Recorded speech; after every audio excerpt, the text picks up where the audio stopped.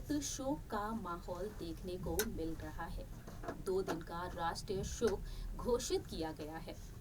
वजह है भारत की स्वर कोकिला लेजेंडरी सिंगर लता मंगेशकर जी। लता मंगेशकर जी जो बीते कल सुबह इस दुनिया को अलविदा कहकर चली गई। माँ सरस्वती के नाम से वह जानी जाती थी और आज वह हमारे बीच नहीं है। उनकी गुजर जाने के बाद सेलिब्रिटीज अपने दिल के दर्द को छलकाते हुए देखे जा रहे हैं। अपने दिल के दर्द को बयां करते हुए तमाम बातें शेयर कर रहे हैं।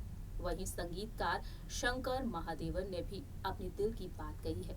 ये बात हर किसी के दिल को छू लेने वाली है। नमस्कार, स्वागत है आपका हमारे चैनल नेक्स्ट 9 न्यूज में। मैं आपकी होस्ट प्रांशु राठौर आप सभी को बताने जा रही हूँ कि आखिरकार किस तरीके से शंकर महादेवन ने लता मंगेशकर जी को श्रद्धांजलि देने के बाद अपने दिल के दर्द को बयां किया। देखिए ये रिपोर्ट। भारत की स्वर कोकिला लता मंगेशकर जी के निधन से देश भर में शोक की लहर दौड़ पड़ी है। बीते 6 फरवरी की शाम शिवाजी पार्क में लता मंगेशकर जी को 21 तोपों की सलामी राष्ट्रीय सम्मान के साथ बेहद शानदार अंदाज में अंतिम विदाई दी गई। लता मंगेशकर जी की अंतिम विदाई के बाद अब उनके करीबी नेता राजनेता अपने दुख को जाहिर कर रहे हैं। वहीं उन्हीं के साथ साथ बॉलीवुड इंडस्ट्री की हस्तियां इंटरव्यूज के जरिए सोशल मीडिया के जरिए अपने दुख को बयां कर रहे हैं। बता दें आपको, लता मंगेशकर जी के बेहद करीब रहे फेमस म्यूजिक कंपोजर और सिंगर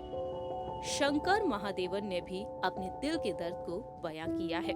उन्होंने न सिर्फ इंटरव्यू के जरिए अपने करियर पर बात की है, लता मंगेशकर जी के साथ बॉन्डिंग पर बात की है, बल्कि जब वह श्रद्धांजलि देने के लिए पहुंचे थे शिवाजी पार्क, वहां पर उन्होंने लता मंगेशकर जी को फूल अर्पित करते हुए श्रद्धांजलि दी, प्रणाम किया, पैर छुए। वहीं बाद में उन्होंने शिवाजी पार्क में अपने दिल के दर्द को बयां किया। उन्होंने दिल छू लेने वाली बात कही है। आपको बताना चाहेंगे कि शंकर महादेवन जी ने आपको बताना चाहेंगे कि शंकर महादेवन ने शिवाजी पार्क में अपने दिल की बात शेयर करते हुए लिखा, ऐसे लोगों का निधन नहीं होता है। ऐसे लोग शारीरिक तौर पर छोड़कर चले जाते हैं। मैं सिर्फ यही कहूंगा कि जब तक इंसान धरती पर रहेगा तब तक उनकी आवाज गूंजती रहेगी। लता जी नहीं तो इंडियन म्यूजिक नहीं। वहीं उन्होंने लता मंगेशकर जी के साथ बॉन्ड पर बात की, कहा कि उनके साथ बहुत ही अच्छा बॉन्ड था। व्हाट्सएप पर चैट किया करती थी मेरे साथ। उनका लास्ट मैसेज मुझे 4 अक्टूबर को आया था, जब मैंने अपना गाना भेजा था। उन्होंने मुझे आशीर्वाद दिया था।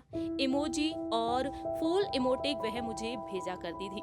वह चैट कम लेकिन प्यार ज्यादा बरसाया करती थी। वह इमोजीज सेंड किया करती थी, मुझे वीडियोस फोटोज भेजा करती थी, अपने रेयर सॉन्ग्स मुझे सेंड किया करती थी, तो वहीं मैं भी अपने सॉन्ग्स उन्हें भेजा करता था। लता मंगेशकर जी मेरे बहुत करीब रहीं और हमेशा ही मैं उन्हें याद करूंगा। इतना ही नहीं, शंकर महादेवन ने अपने इंटरव्यू में कहा है अपने करियर को लेकर कि उन्होंने अपने करियर की शुरुआत की थी लता मंगेशकर जी के साथ उन्होंने काम किया। वहीं उन्होंने अपनी फर्स्ट रिकॉर्डिंग को लेकर बताया कि जब वह 11 साल के थे तब उन्होंने अपनी एल्बम सॉन्ग को रिकॉर्ड किया, जिसका नाम राम श्याम गुण गान था। It was the first time that Lata Mangeshkar and Bhimsen Joshi came together and I got an opportunity to work in that album. I think my career got a blessing from her right from day one. In our country, the pinnacle of the definition of music has always been Lata Mangeshkar. There has been no artist and there will be no artist like her who reached where she reached, and no artist who has taken Indian music where it is. इस तरह से शंकर महादेवन ने लता मंगेशकर जी के साथ रिश्ते पर बात की। बताया टेक्स्ट के जरिए वह बात किया करते थे, लेकिन वह हमेशा ही लता मंगेशकर जी को याद करेंगे। उन्होंने बताया कि व्हाट्सएप पर वह लता मंगेशकर जी को मैसेज किया करते थे। लता मंगेशकर जी उन पर प्राउड फील किया करती थी, तो वहीं वह कहती थी, बहुत खुश रहो, आशीर्वाद है, बहुत अच्छा गाया तुमने। और इस तरह से वह आशीर्वाद दिया करती थी शंकर महादेवन को। आप सभी ने देखा जाना शंकर महादेवन भी लता मंगेशकर जी को श्रद्धांजलि देने के लिए शिवाजी पार्क पहुंचे। उन्होंने उन्हें श्रद्धांजलि दी और बाद में अपने दिल के दर्द को बयां करते हुए नजर आए, तो वहीं परिवार का भी सहारा बने। इस रिपोर्ट में इतना ही। तब तक के लिए आप देखते रहिए नेक्स्ट 9 न्यूज।